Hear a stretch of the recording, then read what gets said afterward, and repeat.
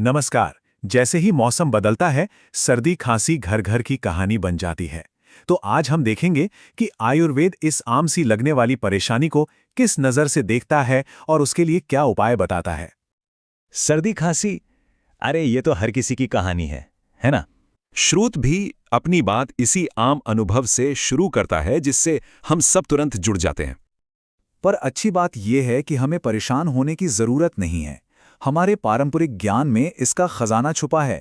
स्रोत हमें कुछ बहुत ही आसान और असरदार आयुर्वेदिक उपाय बताता है। तो चलिए इन्हीं को ज़रा करीब से समझते हैं। तो आज हम क्या क्या देखने वाले हैं। सबसे पहले समझेंगे कि आयुर्वेद का नजरिया क्या है, फिर देखेंगे बाहरी और अंदरूनी उपाय, उसके बाद बात करेंगे खानपान और लाइफस्टाइल की, और आखिर में सारी जरूरी बातों को एक साथ समेट लेंगे। चलिए शुरू करते हैं।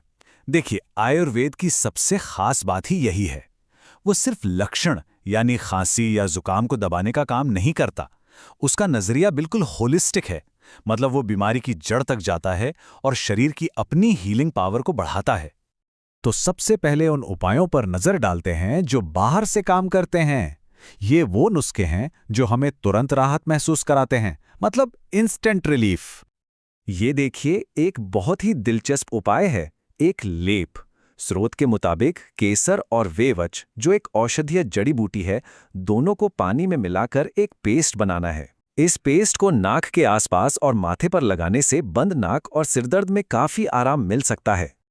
अगला तरीका है खुशबू से इलाज। सरसों, ओवा यानी अजवाइन या फिर वेखंडा पाउडर को तवे पे हल्का गर्म करके एक रुमाल में बांध लें। फिर बस इसे धीरे धीरे नाक के पास लाकर सूंघना है। बंद नाक खोलने और सांस लेने में आसानी के लिए ये एक बहुत पुराना और कारगर तरीका है। और हाँ, ये वाला नुस्खा तो शायद हम सबने कभी ना कभी आजमाया ही होगा, भाप लेना।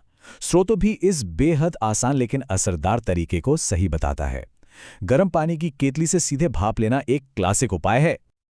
अब देखिए, इस सिंपल सी भाप को और पावरफुल कैसे बना सकते हैं। पानी में या तो नीलगिरी तेल की कुछ बूंदें डाल दें या फिर कुचला हुआ लहसुन मिला दें। इससे बंद नाक को खोलने में और भी ज्यादा मदद मिलती है।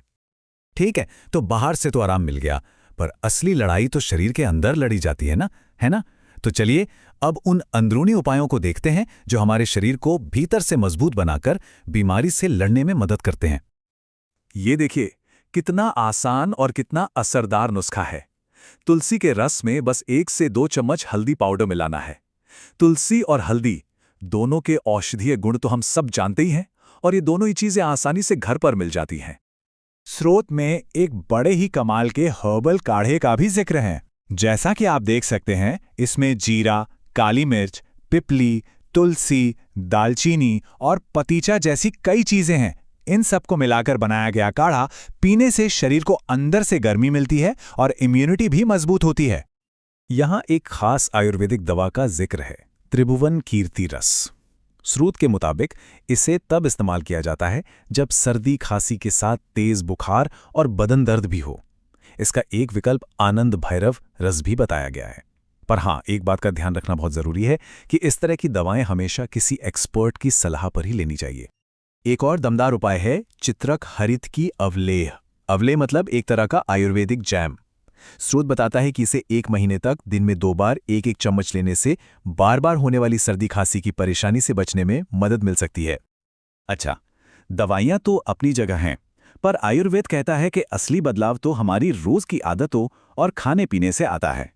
ठीक होने के लिए सही लाइफस्टाइल और डाइट बहुत जरूरी है। कुछ बहुत ही आसान आदतें बताई गई हैं, जैसे सोते समय अपने सिर और कानों को ढककर रखना और दिन के समय चप्पल पहनना ताकि ठंडे फर्श से शरीर बचा रहे। ये छोटी छोटी चीजें रिकवरी में बड़ा फर्क लाती हैं। और अब बात करते हैं खाने पीने की, जो कि बहुत बहुत जरूरी है। स्रोत साफ कहता है कि हल्का खाना खाएं जो आसानी से पच जाए, जैसे मूंग या कुलीत का सूप। सोंठ और काली मिर्च वाली पतली खिचड़ी भी बहुत फायदेमंद है। और हाँ, चावल जैसी भारी चीजों से परहेज करने को कहा गया है। तो चलिए फटाफट से देख लेते हैं कि हमने आज क्या क्या जरूरी बातें सीखी। इस पूरी चर्चा का सार क्या है। हमने देखा कि ये कोई एक नुस्खा नहीं बल्कि एक पूरा सिस्टम है। बाहरी उपचार हैं तुरंत राहत के लिए, अंदरूनी उपाय हैं शरीर को भीतर से मजबूत करने के लिए, और सही लाइफस्टाइल और खाना पीना रिकवरी की नींव का काम करते हैं। तो सबसे बड़ी बात यह है कि आयुर्वेद इलाज को सिर्फ एक दवा या एक गोली नहीं मानता, वो इसे एक पूरी कोशिश के तौर पर देखता है। हमारा शरीर, हमारी आदतें, हमारा खाना, जब ये सब एक साथ सही दिशा में काम करते हैं तभी असली सेहत मिलती है।